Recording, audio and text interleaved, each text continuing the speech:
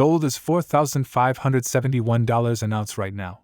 3 years ago it was $1,800. If you're thinking about buying gold in 2026, this is the most dangerous moment to do it. Not because gold is bad, but because the reason people are buying it has changed, and almost nobody realizes that. When I bought gold at $1,800, the case was simple. Inflation was 8%. Real rates were deeply negative. The Fed was printing aggressively. It was boring. Analytical. Almost nobody cared. That's when assets are cheap. Then gold hit $2,400. And the conversation changed.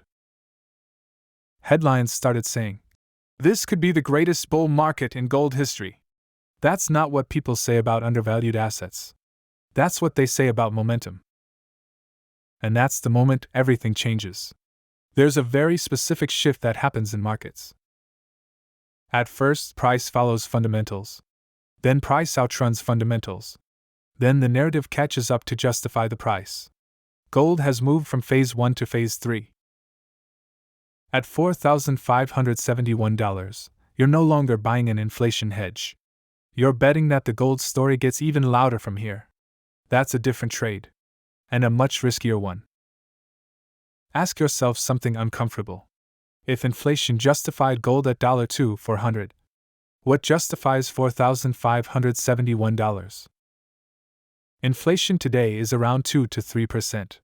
Central banks were diversifying reserves years ago. Geopolitical tension existed at $1,800 too. So what actually changed?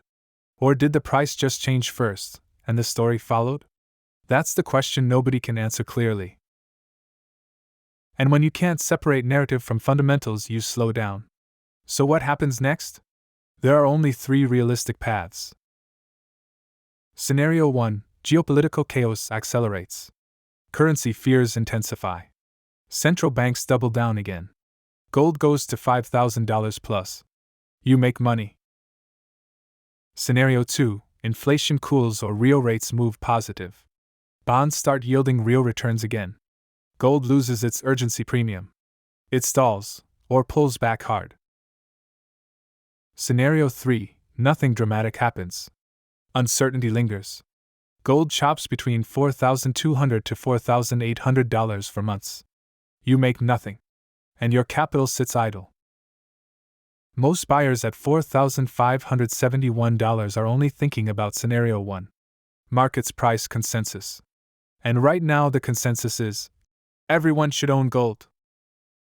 That's when risk is highest. If you're buying gold as insurance, here's the uncomfortable truth: insurance is cheap before the threat feels obvious. It's expensive after everyone is talking about it. Buying gold now because geopolitical risk feels scary is like buying flood insurance while the house is already filling with water. You might still need it, but you're paying a premium.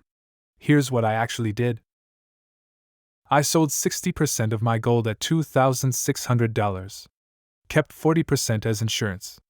Took the cash and moved it into short-term bonds paying 4 to 5%.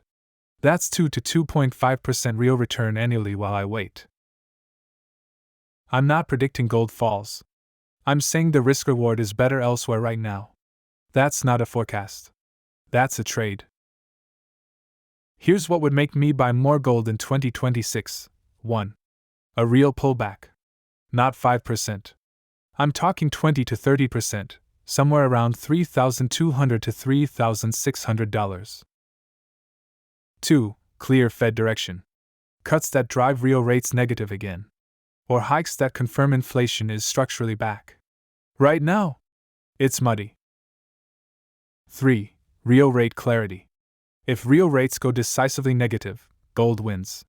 If they go positive and stay there, bonds win. 4. A specific reason. Not, it's going up. A clear thesis. If you don't have one, that's your signal to pause. Gold has tripled in under 2 years. That creates another risk. Early buyers are sitting on massive gains.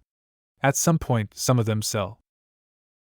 And when an asset moves that fast, reversals can be violent. Not guaranteed, but common enough to respect. Gold isn't bad. It just isn't cheap anymore. The best time to buy insurance is when it's boring. The best time to buy momentum is before everyone agrees.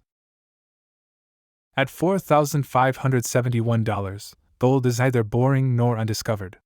It's consensus. If you already own it, don't panic. If you don't own it, don't rush. Wait for better conditions. Because at inflection points, patience beats excitement. And right now, gold is at an inflection point.